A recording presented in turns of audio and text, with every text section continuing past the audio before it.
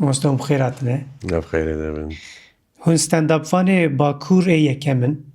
پشتی 10 سالان و وگریان ولات و برنامه و استنداپ لفستیوالا استنداپ هات کرن و چه هست کن گرو بری ارتشتی سپاس با دعوت با ارگانیزاسیون به فستیوال خوشوگش براستی از بخوا هیجانم پشتی 10 ساله از هم نل ولید بوم هم نل صحنه بوم خویای جبو من ولات و صحنه عینی تشتکن بله جبروی او هیجان ببینه به چه دوه لبه درجی ما یک پیشکش کر لیستکا خویا پروژه خویا نو بنابه متروشکا علاقه یک هبو و سخویاد که گلجی سپاس با همویان که هیجی جبیر نکرنه طبعا هسکری و ضعف کم نه تدی هنرمندن ایرائین چه موزیسین دبن چه شانوگر دبن سالک 2 ساله نخویابن تینه جبیر کرن جبو من سبب سپاسیه با همو تماشاوانین که پشتی 10 ساله جیم بیجن هنکن ما و بیجن قباطا ما هیجی دبیره وانده هشه وانده با من سربلندیه که و وظیفه که ده همان دمیده که ملت لهویه تشتنایه بله ساعت خوش ماموسته هنه تنه بستنداپیرا لیبشانوی و کووار کمدی و سناریوی فیلمانجی تن ناسین همان دمیده و کدک دایا کمدیا کردیان افتشکی که امنینه ام وی فهمت که hani komedi karu aşka ve jihnek. Ev motivasyona ve komedi jikurat yani çim avkaz giring buş boy ve nav demede. راسته ام بیجن جی سال 1991 حتی 2004 همه بیجن دناب همو کاروبارین سازین کرده بون یعنی نوانده چند مزوپوتامیا ام بیجن چه کوارا پینه دبه بریابی کوارا جیانه روشنی دبه خباتین انستیتویه دبه خباتین زمین چه دبن ایوانا همویا تجربه کی برهوی سرهف کرن و پاش فکرک چه بو کو اف تجربه دبه والهی نچه ام بیجن ده صحنه ده جی با اوه کی وره پیشکش کرن بیا من مثلا کمدیان دوی هری کم به کاسی سیاست مداره که سوسیولوژیا گل زانه به کاسی زمان زانه که زمان زانه به کو پیره به زمان رجی بلیزه ایجا از باور دکم مروف سوسیولوژیا گل خوازانه به و ایشو کسرا کو گل مد کشان دیه ببینه کمدی دوی کاره که ام بیجنه ما پیروز جبو کو ام بیجنه او پسیکولوژیا وان سر راست ببه و هناکی مورال بدنه وان من وی تشتی لأوکی دیت 2006 بو باور دکم کاملا ما فی مروان یا آمده گازی من کرگو قاسی 200 اندامین ما هنکو جبر اشکنجو ام بیجن تحدایه کود بنچاواده ده حفصاده دیتنه جیجیانی صار بونه و تداویه جی قبول ناک yani بنادم بر بیشتر تداوی کی پسیکولوژیک تکاری جبوان شوک چیکی کو بیشتر دیسا کار بم بکنن براستی وظیفه کی و شوکی پرگرام بود جبر کو کسی کلهم برتنه همویا مشکن جدیدنه بلکی راستی تجاوزه هاتنه یعنی با آوایی کی دیجیانه شکستی مانه من دست فکر 10 دقیقه اول وصا همو کسان من مطمئی دنیریا پشتی 10-15 دقیقه هدی روی وان کنیا و پشتی 20-25 دقیقه هدی یعنی وقتا کش کنا بتقن او ام بیجن او اثرتا کو دناب خود خو حبس کربون وقتا کو وان زنجیری خو بشکینن و صاد کنیان و هفهم بیس کرنو پاشه من دید کو دوی شر گراند کمدی دهمان دمیده alikariye psikolojik dike ji bo gel. Ji bo ku bêjin li jiyanê dîsa vegerin û em bêjin ew wan êş û kesera bê ku ji bîr bikin ji ber ku ew êş û keserên me û kesên tiştên ku me winda kirine elbet nayên ji bîr kirin lê ji hêlek bê ji jiyan di herikê diçe divê یعنی با ئەوەیەکی مرۆڤ بێژن گرێدانە چێکە بژیانێ رە پێشە ڕۆژێ رە کۆمێدی ji ber ku alîkariya vê tiştî dike min jî hem li ser sehneyê hem bi pênûsa xwe hem li ser ekranên sînema û televizyona çi ji dest min hat ji hêla komedî ve min xwest tenê yek alî nebe yanî nivîs ve nivîsim bêjin nivîsandina fîlma be rêze fîlma be û sehne ji xwe tiştek taybet e yanî yani tiştên ku min ji dest min hat min xwest hemû warê hunerê de em bêjin bi awayekî bixine xizmeta gel بله یعنی وقوتا کمدیه حذر شکریش جوانتیا خوبه هلبت و از دزانم کو کمدی بخواه دکاره بهسانی بکوه هر مالکی هر دلکی و قبول آوی ام بیجن پجراندن آوی هسان تره بله ماسته پشتی و گلک ستنداپ فانه کرجی درکتن yani hatta ne kesteni mesela komedi klubin vektor şu tali le Paris'e kan komedi club le İstanbul'e geç avabu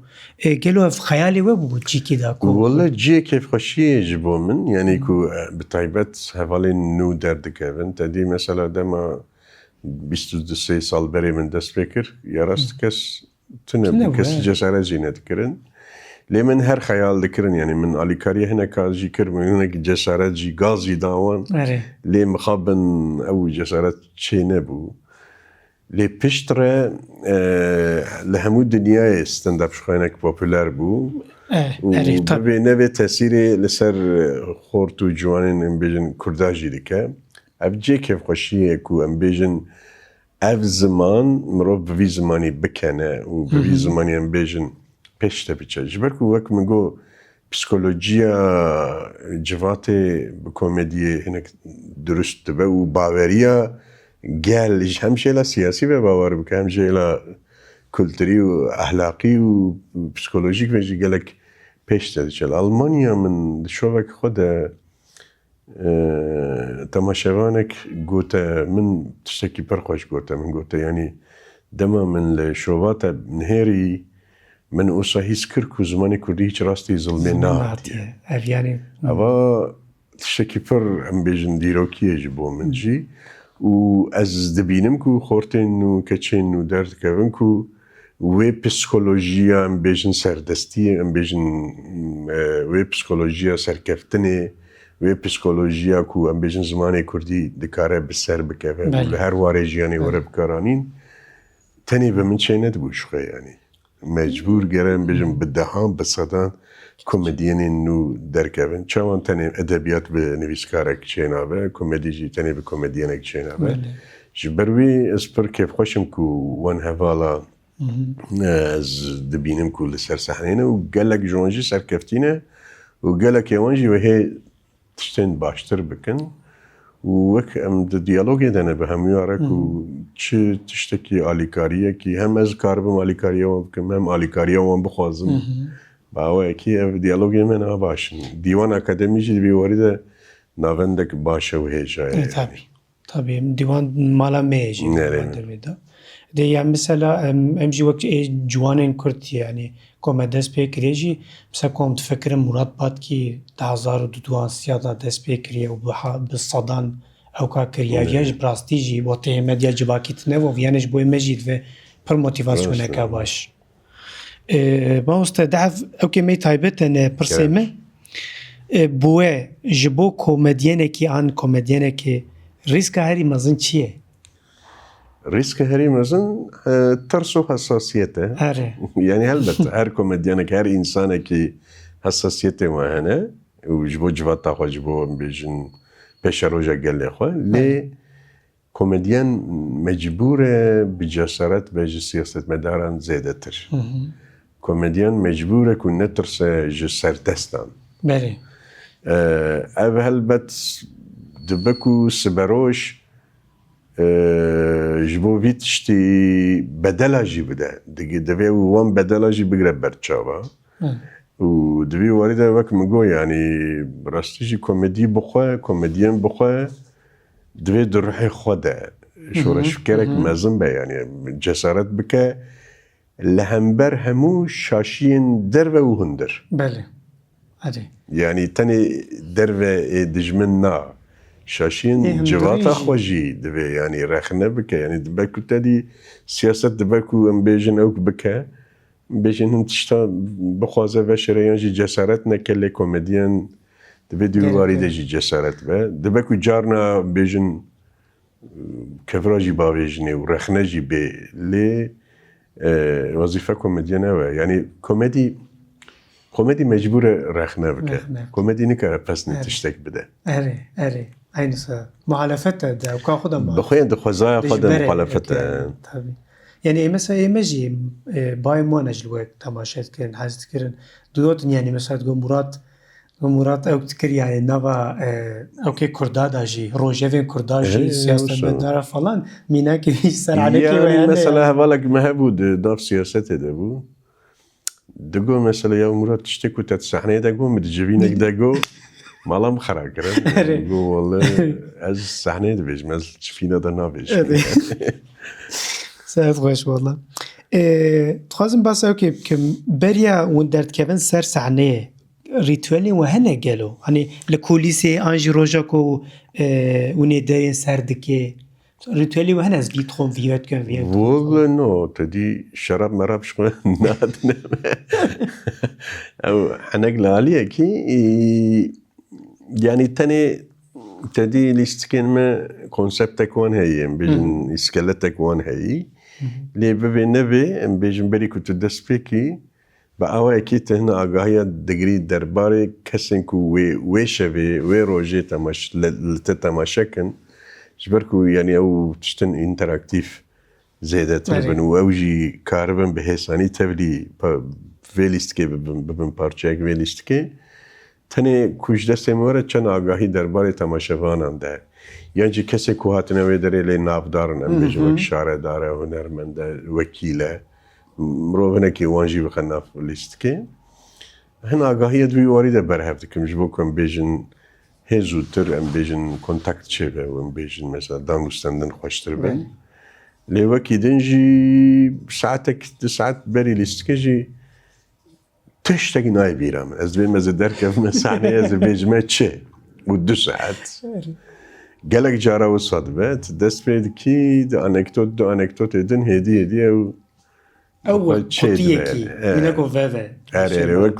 wek lîstika me mefrûş qeher ku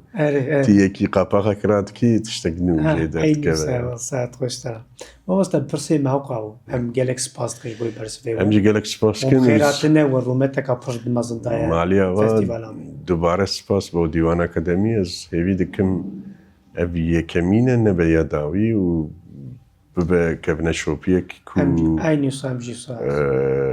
em bêjin ji bo hem bibe cih û warê komedyenên nû ciwan wê ku dixwazin em bêjin bi xwe bawerin